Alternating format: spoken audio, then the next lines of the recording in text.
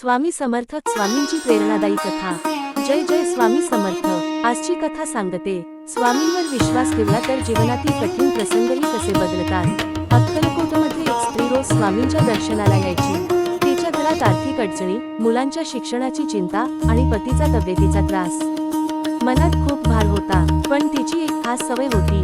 ती स्वामींच्या चरणी बसली की सगळं मन मोकळं करायची। एक दिवस ती रडतच म्हणाली, स्वामी, माझं धैर्य कमी होतं, मी काय करू? स्वामींनी तिच्याकडे पाहिलं आणि म्हणाले, भिवू नकोस, जे आज कठीण आहे ते उद्या तुझ्यासाठी आशीर्वाद बनेल। तिला लगेच अर्थ कळला नाही, पण त्या शब्दात एक वेगळी शक्ती होती। ती शांत झाली आणि घरी गेली। काही दिवसांनी तिच्या पतीची तब्येत सुधारायला सुरुवात झाली। मुलाला मिळालेलं शिष्यवृत्तीचं पत्र घरी आलं। तिच्या छोट्या व्यवसायाला अचानक चांगला ओढा मिळू लागला।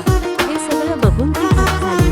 ती पुन्हा स्वामींकडे आली आणि म्हणाली, स्वामी, हे चमत्कार कसे? इतकं अचानक कसं बदललं? स्वामी हसले आणि म्हणाले, चमत्कार तुझ्यातच होता, तू हार मानली नाहीस, नीतीवर विश्वास ठेवला आणि श्रद्धेने पुढे चालत राहिलीस, म्हणून संकट आशीर्वादात बदलली। या कथेतून शिकतो, जेव्हा आपण स्वामींवर आणि स्वतःवर पूर्ण विश्वास ठेवतो, तेव्हा प्रत्येक अडचण पायरी बनते आणि प्रत्येक संकट कृपेमध्ये दडतं।